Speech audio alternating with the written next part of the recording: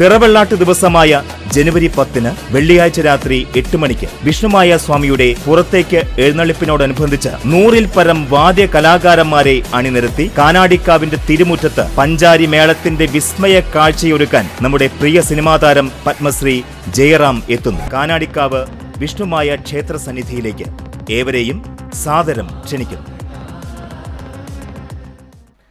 Edamuttam service സഹകരണ ബാങ്കിന്റെ പുതിയ വർഷത്തെ ഡയറി കലണ്ടർ പ്രകാശനം നടത്തി. CP ചാരിറ്റബിൾ ട്രസ്റ്റ് ചെയർമാനും വ്യവസായിയുമായ CP സാലിക് എടമുട്ടം സർവീസ് സഹകരണ ബാങ്ക് പ്രസിഡന്റ് ശോഭ സുബിന് ആദ്യ കോപ്പി നൽകി പ്രകാശനം നിർവഹിച്ചു. ബാങ്ക് വൈസ് പ്രസിഡന്റ് കരീം പോക്കാക്കിലത്ത, secretary KD Sudhina, director board അംഗങ്ങളായ രവി ഉട്ട്യോപ്യ, KL റോഡക്സ്, UR രാകേഷ്, അജ്മൽ ഷെരീഫ്, സഹകരണ ബാങ്ക് ജീവനക്കാരായ ഷൈജു പുരുഷോത്തമൻ, അനഘ സുധാകർ, ഷംന ഭൈജു, സംഗീത രാമസ്വാമി എന്നിവർ പങ്കെടുത്തു. ഞായറാഴ്ച പാലപ്പെട്ടി UP സ്കൂൾ വെച്ച് നടക്കുന്ന വാർഷിക പൊതുയോഗത്തിൽ CP സാലിക് നടത്തിയ ജീവകാരുണ്യ പ്രവർത്തനങ്ങൾക്ക് എടമുട്ടം സർവീസ് സഹകരണ ബാങ്കിന്റെ മഹാത്മാ പുരസ്കാരം സമർപ്പിക്കുമെന്ന് ശോഭ സുബിൻ പറഞ്ഞു. 2025 ഈ ബാങ്കിന് എല്ലാവിധ ആശംസകളും നേരുകയാണ്. ഇത് ഒരു മാതൃകാ ബാങ്കാവട്ടെ എന്ന് ഞാൻ ആശംസിക്കുന്നു.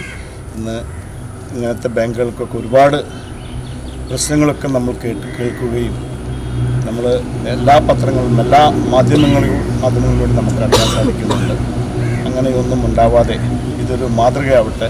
ഇവിടെ ഈ ബാങ്ക് ഒരു നാഷണലൈസ്ഡ് ബാങ്കിൻ്റെ സ്റ്റാൻഡേർഡിൽ പ്രവർത്തിക്കുവാനായിട്ട് സർവശക്തൻ അനുഗ്രഹിക്കട്ടെ.